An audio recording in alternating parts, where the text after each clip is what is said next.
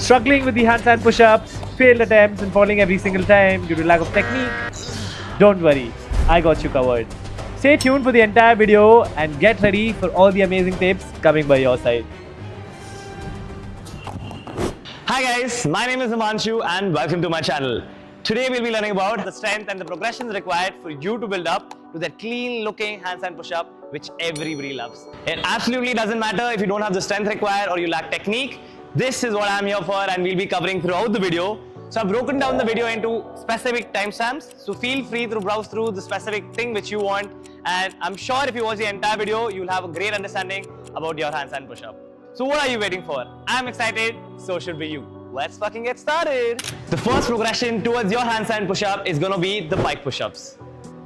The pike push-ups gets us started feeling weight on our hands and our shoulders, which is the key essence of the handstand push-up. So whenever we do the pike push-up, we have to ensure that we first shift some weight onto our palms by taking our shoulders over our palms and then lean forward while going down to shift weight onto our shoulders. Then come back up and take your head between your shoulders. To make the movement a little bit harder, simply lean slightly more forward by taking your weight off your heels to your toes and then lean forward and down and push back up. Make sure while doing the pike push-ups, you're not taking your head right between your shoulders or you're keeping your heels back and doing the push-up. Ensure that you come onto your toes, shift some weight forward, shoulders down and forward, and then push back up. This is the right way to do the pike push-up. Once you're able to do your pike push-up for 3 sets of 8 reps easily, move on to the next progression called the elevated pike push-up. The only difference between a pike push-up and the elevated pike push-ups is that you add a box into the exercise. Let me show you how. So to perform the elevated pike push-up, first we place our legs onto the box and then we walk inside till our palms and shoulders are in line, and then to shift some weight onto our palms, we take our hips slightly above our shoulders, and then to take weight onto our shoulders, we lean forward and down, and as we push back up, we get our ears between our shoulders. So lean forward and down, taking weight onto your shoulders and push back up, ears between your shoulders. Here a good tip to make the exercise a little harder would be to come onto your toes and take your hips over your shoulders and then start the motion. If your legs remain back and then you go for the push-up, it doesn't really make sense because a lot of weight is onto your legs. We need to shift the weight from our legs to our shoulders and then make it a little harder. While doing the movement, make sure that your elbows don't travel outward, rather it is tucked towards your body. When this progression gets quite easy for you, the next progression is going to be the actual handstand push-up but against the wall. Let me show you how it's done. So to do the back-to-wall handstand push-up, you need to keep a 2 palm distance away from the wall and then keep your palms slightly wider than shoulder width apart. Then move into a handstand. Here it's first important for you to open up your shoulders, which is basically get your head between your shoulders, and then tighten your core and glutes by pushing your hips out. So you need to get this motion right, and after this lean slightly forward with your shoulder as you did in a pike push-up and push back up by taking your ears between your shoulders. It's important that you don't get your head right between your palms, rather you lean forward to shift weight onto your shoulders. Also ensure that your elbows are not tucked fully outward, rather you maintain a 45-degree angle and tuck your elbow slightly towards your body. Okay. Let's take a step back and understand the technique of a freestanding handstand push-up. And trust me, when you understand this technique, the handstand push-up is a very simple skill. To get a clean handstand, it's important for us to get 4 of these joints right above each other. So your palms, shoulder, hip, and your ankle joint, which is your toe, remains in a straight single line. And only that is when you're going to get a clean, crisp looking handstand. Once you understand how these 4 joints play a role in your handstand push-up, your life will be much more easier and your handstand push-up will be much more simpler. So to start off the handstand push-up from a clean straight line, first we take our shoulder joint forward and down, shifting weight onto our shoulders.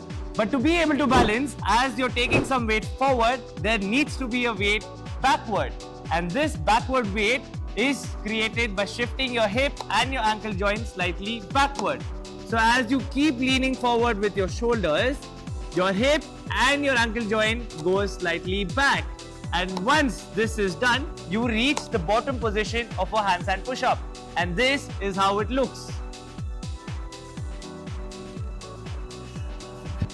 And because your shoulders are forward and your hip and ankle is back, you're able to hold this position.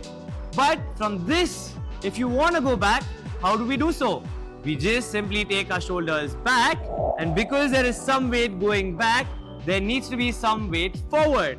So this shoulder joint goes back, your hip and ankle joint goes forward, and then you come into the clean straight line and back into your handstand position. Now let's understand where can we go wrong with our handstand push-up. As I previously mentioned, as your shoulder goes down, your leg and your hip has to slightly go back. But in case as your shoulder is going down, your leg and your hip is not going back, it is still there or it's still going slightly forward, then what happens is that there's excess transfer of weight forward and you end up falling. But the other way, if your shoulder is going forward and your hip and leg is still going back, but if it goes very back, there is a lot of weight transfer on the back side and then you drop back down. So you need to ensure that how much ever weight you're shifting forward with your shoulder is equal to the amount of shift coming from your hips and your toes. So if your shoulder goes forward and your hip and ankle goes back in the same variation, then you can balance your handstand and you can again come back into the same position following the entire same concept. So these are the two cases where you can fall, but there's another case, which is the third case, is when as you're leaning forward and down, if your elbows travel back, what happens if your elbows keep going back in back is that your weight is transferring back. So every time you're trying to do the handstand push-up, by taking your elbow back, the weight shifts back and you fall backward. So it's important that your elbow remains right above your palm and your shoulder travels forward and down so you can get the clean handstand push-up. Implementing this technique might be a little hard at first, so to make the progression much more easier, we make use of the wall to understand the technique.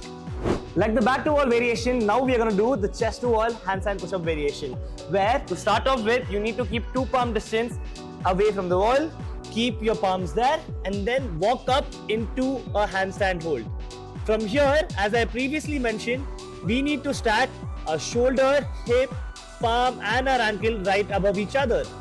So once you get your palm, shoulder, hip right above each other, remove your leg gently off the wall, remove one leg gently off the wall, and then start your handstand push-up by leaning slightly forward and down, keep going forward and down. You'll notice as you keep going forward and down that your leg simply just wants to come off the wall. So let it come off the wall, and as you push back up, take your legs forward and shoulders back. Also ensure while doing the handstand push-up that your hip is not breaking like this and there's no arch in your lower back. Because if there's this arch, your hip is inclined towards the wall and a lot of weight is going to be on the wall. So first you need to ensure that your core and glutes are engaged. So there is forward transfer of weight, and then you lean forward with your shoulders, feel light on your legs, and then push back up and exit. Hi guys, now we have finally come to the end of the handstand push-up video, and if you liked the video or if you learned anything from the video, please do drop a comment, like, share and subscribe. As a small creator, this will mean a lot to me and it will motivate me to make more content for all of you all. And in case you are looking for one-to-one personal coaching, do fill in the form in the bio and we'll get started soon enough. Thank you all for your time and let's kill it.